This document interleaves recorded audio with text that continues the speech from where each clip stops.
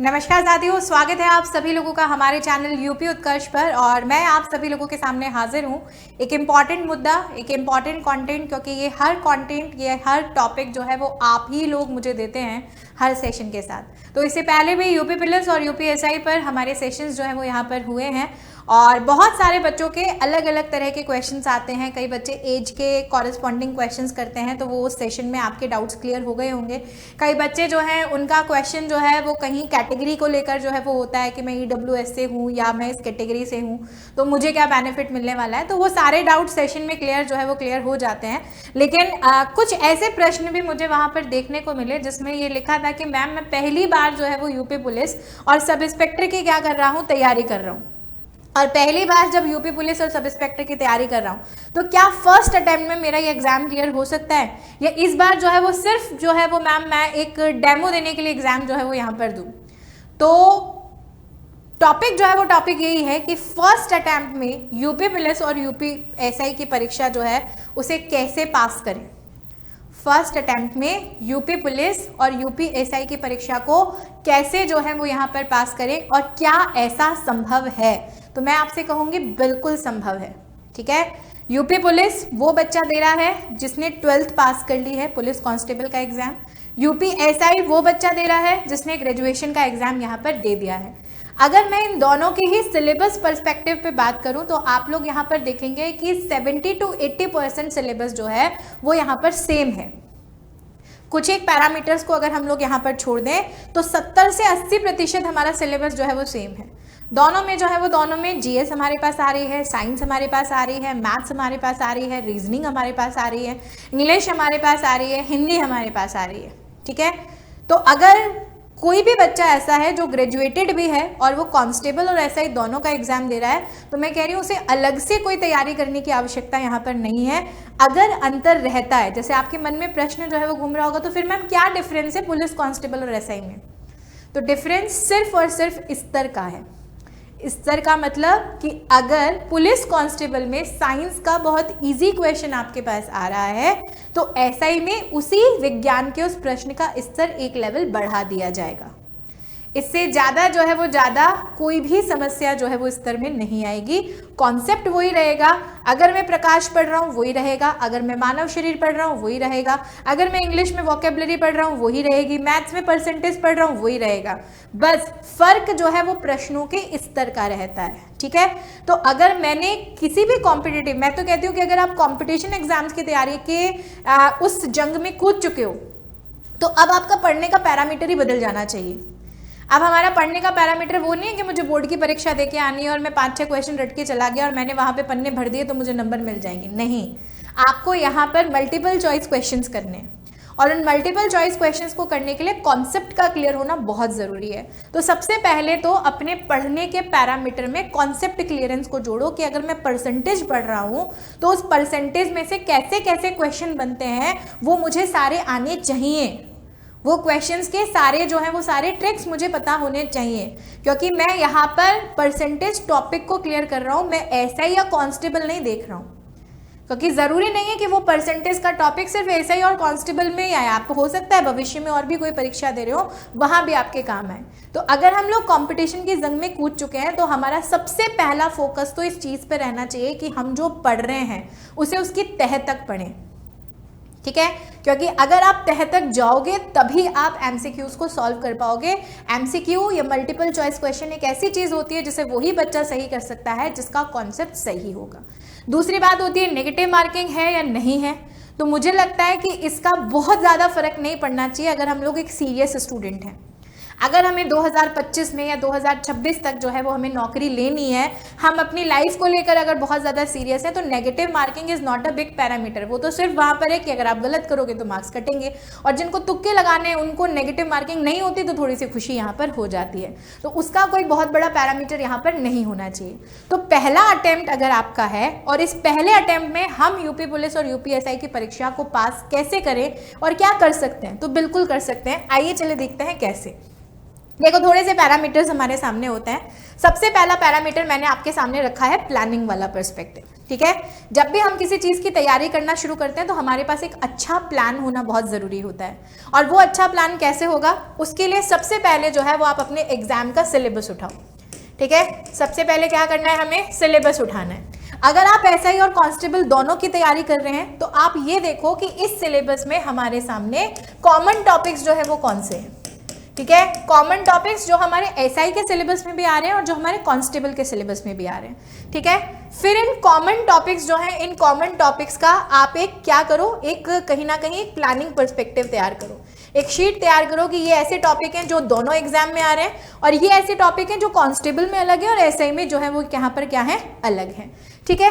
अब प्लानिंग करने के बाद जब आपने सिलेबस देख लिया तो अब हमें ये प्लानिंग करनी है कि मेरे पास टोटल नंबर ऑफ सब्जेक्ट जो है वो कितने हैं, ठीक है।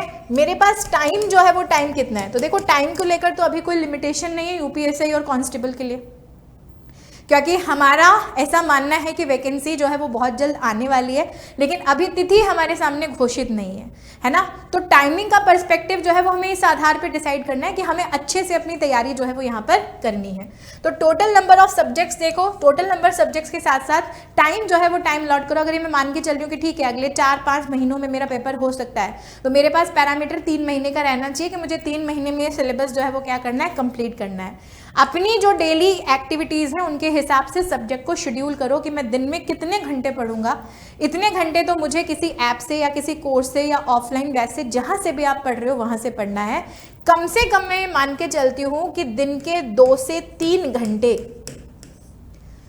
2 से 3 घंटे आपको किसको देने हैं, सेल्फ स्टडी को देने हैं। आप कहीं से भी पढ़ लो, ऑफलाइन पढ़ लो, ऑनलाइन पढ़ लो, किताबों से पढ़ लो, सीनियर से पढ़ लो, दोस्तों से पढ़ लो, कहीं से भी पढ़ लो, जब तक सेल्फ स्टडी नहीं होगी तब तक मुझे नहीं लगता कि पढ़ा हुआ भी काम आने वाला है। क्योंकि एक साइकोलॉजी की बहुत अच्छी थ्योरी है कि रिकॉलिंग बहुत ज़रूरी है चीज़ों की। आप पढ़ रहे हो लेकिन उसको अगर आप रिकॉल नहीं कर रहे हो तो वो माइंड में स्टेबल नहीं होती हैं। तो रिवीजन जो है वो रिवीजन यहाँ पर क्या है, बहुत ज़रूरी है। सेल्फ स्टडी जो है वो यहाँ पर क्या है, बहुत ज़रूरी है। फिर उसके बाद जब सेल्फ स्टडी और कॉन्सेप्ट क्लियरेंस पे हमने शेड्यूलिंग करी तो एक पॉइंट ऑफ टाइम ऐसा आता है जब मुझे ऐसा लगता है कि यस हाँ ये सारे टॉपिक्स जो हैं वो मैंने पढ़ लिए हैं, ठीक है। अब उन पढ़ने के बाद प्रैक्टिस का टर्म आता है। तो प्रैक्टिस के लिए सबसे पहला पैरामीटर जो है वो आपके पास होना चाहिए कि आपके पास लास्ट ईयर के पेपर्स होने चाहिए, ठीक है। इससे पहले जब यूपी में एसआई का एग्जाम हुआ है या कांस्टेबल का एग्जाम हुआ है उसके जो क्वेश्चन पेपर्स हैं वो आपके पास होने चाहिए। आपको in last year question papers का एनालिसिस करना है।